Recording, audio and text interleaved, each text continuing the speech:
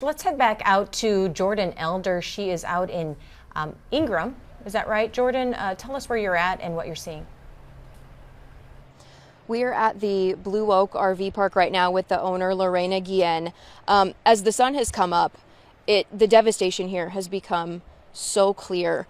Can you walk us through the night that the flood happened? When did you realize that it was going to be this devastating? Nobody could have predicted this much devastation. I started seeing the heavy rain around 1 o'clock. By 2:30, I checked the water levels. I went all the way to the edge of the river, and it was fine. It was perfectly fine. And called the sheriff's department. I asked them. They had no information, and I went to bed. And at 3:30, the lights of the rescue team awoke me. And my husband and I ran over here, and the bottom part of my RV, which is the second level, was completely all the way to the waist. I mean, people were trying to get out of their RVs in their underwear with no shoes, nothing besides their pets, and some of them lost their pets too. But by that point, the rescuers were trying to get a family of 5 that were stuck all the way where those trees are. Colton, can I have you show? They were on kind of an island over here. Is that kind of where the electric poles are now? Yes, and over there is still the bathrooms. The family of 5 was right there within 10 feet of the water, having a beautiful time the day before. I mean, it was just perfect weather, perfect everything for on the 3rd, and then it just turned. So at 3:30, when we saw the rescue team trying to get them. They had 2 fast boats. They were the right team to get to them, and they couldn't. The waters were rising so much, it was insane.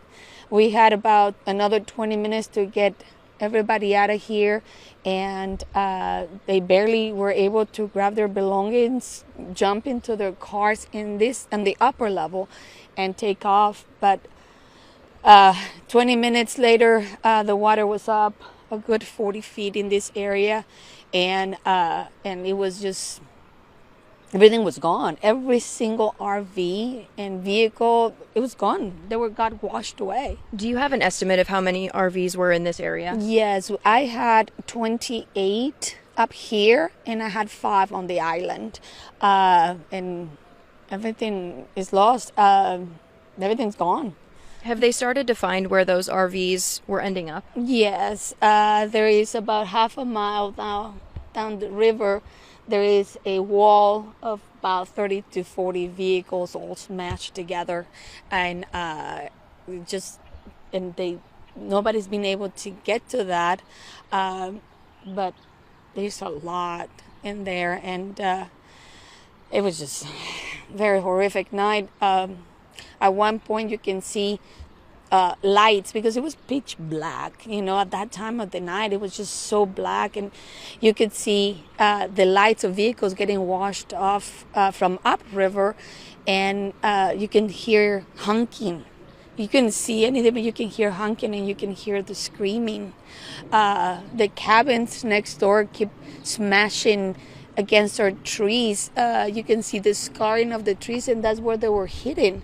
That's how high they were getting flushed. These were the cars hitting the trees that was pulling the bark off? Yeah, and the cabins from the RV park next door keep hitting, keep getting smashed against the trees, and there was screaming. I mean, and you couldn't see much, but the screaming was unbearable.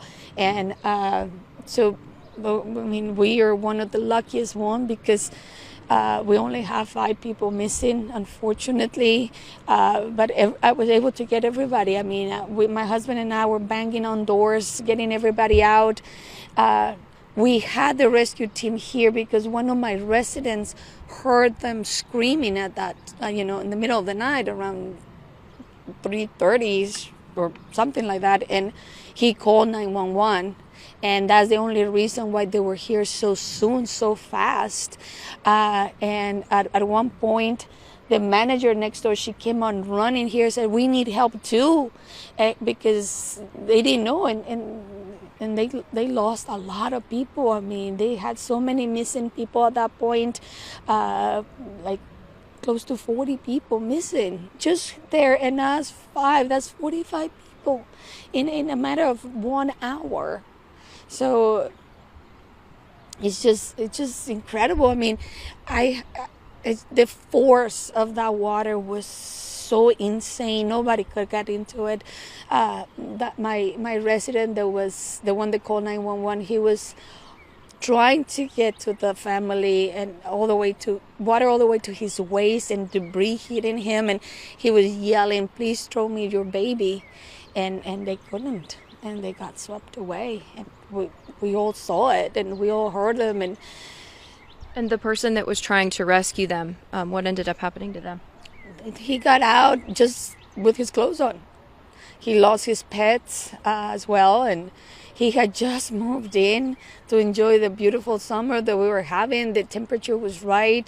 I mean, you have to understand, Kerrville it's an amazing community, small town, but on 4th of July, we go all out, and we hadn't been able to because of the drought, so everybody was mindful of the fireworks and things like that. But this 4th of July, it was the perfect weather. I mean, it was gonna be in the 80s, 90s, and it had been raining, so everything was kind of wet already. So, and it was perfect, because we could go crazy with fireworks. So everybody was so happy, and everybody was we're gonna have the best 4th of July ever. Every restaurant had bands playing, everybody, and we were all full. I mean, there were tents camping along the river all the way to New Braunfels. And what happened to them? I mean, there is no way to account for those people. I mean, I just don't know what's going to happen now. I mean, I don't know how, we're going to get past all this. And when everybody asks me, what are you feeling? I'm like, I just want to know what now. Like, I have bills to pay today, not in 3 months. I have a restaurant with employees that they need to work to make a living. You think, 2-3 days off. A lot of my employees live day by day, and so do I. My husband and I bought this property 4 years ago as our retirement plan, as our little piece of paradise, and that's what it was. Has anyone from the city, the county, the state, have they come to visit you? No, not at all. Not one single one. And that's why, I'm talking to you guys to bring awareness of the area. We need so much help. I mean, I'm just don't understand why we have so many military bases in Texas with people there right now. Why couldn't they be here now? I mean, San Antonio alone is just an hour away. We have Lackland, we have Fort Sam Houston, Del Rio has a military base, El Paso. Everybody could have been here that day to help, because yes, I understand the National Guard is rescuing and recovery, which is obviously essential, but that wall of cars half a mile down here with 30-40 vehicles, they have to look. That is part of the recovery, because I know there's bodies buried in there. We know that. I mean, every time we tried to get some of the debris against the tree, we're afraid that we're going to find somebody in the middle of it. So the clean up is part of looking to see what they can find. Maybe I don't know. I just think we should have gotten help a lot more, because all the cleanup that has happened here, and believe me, it's very clean up. They already dug up a car from my parking lot, and that was completely buried. It was done by volunteers. I had probably about 60 or 80 people in here volunteering, helping, and that's how we were able to clean this much up and be able to drive over. But that's it. I mean, we need the military. We need our military here to help us with this incredible disaster. I mean, I have some of my customers are in their 90s, and no one has ever seen a flood with this magnitude. No one, not even the 87, the 98, the 2000 and whatever. No, this is a 500-year flood. So you mentioned that you were out knocking on doors telling people to evacuate. We were hearing that morning that down in Comfort there were flood sirens and alarms sounding to alert people. Is there anything like that in this area? No, there is nothing here like that, because I don't know how long. I think Comfort was, I'm going to say, lucky enough because we were already alerting the authorities at 3:30, so they knew there was water going that way. They knew it, so they had a little bit of warning, more than we did because we had no warning. And then I just want to show people there's still water over here, but Yes. You say this is not actually where the river is supposed to be. This is still technically drainage. Yes, that is correct. The river is, if you see that electrical on that tree, the river should be about 3 or 4 feet below that. Wow. So this is all still draining. Again, we are at the Blue Oaks RV Park. There's restaurants here. There were cabins here. We've been speaking with Lorena Guillen, who is the owner. It's a very troubling scene out here. We're going to continue capturing this video for you. For now, we're going to send it back to you guys in studio.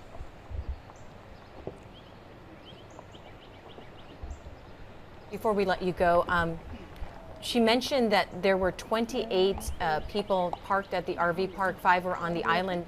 Was her park full for 4th of July weekend? Was the park full for 4th of July weekend with people that were here? Yes, absolutely. I had, thankfully, the other half of my guests that were coming on the 4th. So there weren't as many people as there could have been. Yes, that is correct. But I know everybody else was full. I was probably at 80% capacity at that point, with the other 20% coming on the 4th in the morning. Well, thank you so much for talking to us. This is absolutely devastating. And thank you for your kindness and for speaking to us. Thank you very much.